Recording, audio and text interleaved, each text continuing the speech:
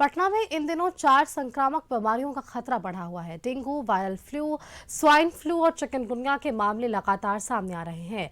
Dengue के 4 नए मरीज मिले हैं, जबकि स्वाइन फ्लू के 2 मामलों की पुष्टि हुई है।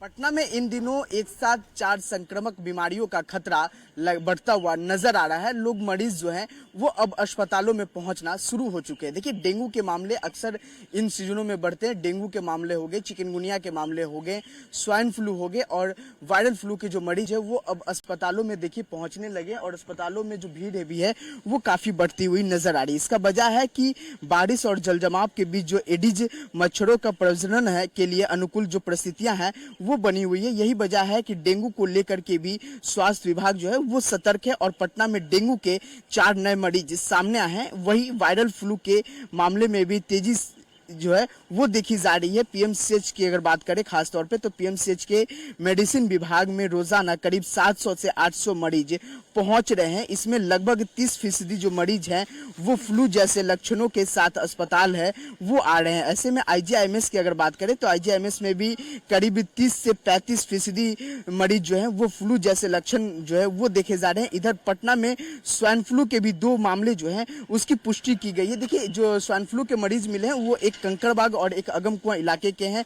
इसके बाद जो बड़े अस्पतालों की जो निगरानी है वो भी बढ़ा दी गई है और सतर्कता भी लगातार बढ़ा दी गई है। देखा जाए तो अगर पटना की खासतौर पीएमसीएच की अगर बात करें, 700 से 800 मरीज यहाँ पे रोजाना मेडिसिन विभाग में पहुंच रहे हैं और जो मेडिसिन विभाग में मरीज पहुंच रहे हैं उसमें लगभग 30% मरीज जो है वो फ्लू बीमारी के ही यहाँ पर पहुंच रहे। देखिए, कल जो है पटना में स्वाइन फ्लू के 2 मरीज मिले थे, जो कि एक कंकड़बाग इलाके के रहने वाले थे और एक जो है अगमकुआं इलाके के रहने वाले मरीज हैं वो मिले थे, जिसमें से 25 की जो सैंपल है वो ली गई थी। डॉक्टर जो है वो लगातार लोगों से सतर्क रहने की जो सलाह है वो दे रहे हैं। जिस तरह से अगर लक्षण अगर पाए जाते हैं, सर्दी हो, जुकाम हो, सर दर्द हो, तेज बुखार आ रही है और देह हाथ में दर्द है, तो तुरंत चिकित्सा से जो सलाह है वो ले। डॉक्टर सलाह के बाद जो आगे की जो रूटीन दवाइयां हैं वो चलाई जाए और लगातार जो डॉक्टर के संपर्क में रहने की जो सलाह है डॉक्टर लगातार दे रहे हैं। ऐसे में सतर्कता रहने की जो जरूरत है वो बढ़ गई है और लगातार स्वास्थ्य विभाग महकमे में भी जो हड़कंप है वो मचा हुआ। स्वास्थ्य विभाग लगातार इसको लेकर के बैठक भी है वो कर रही है और अस्पतालों में बेड बढ़ाने की जो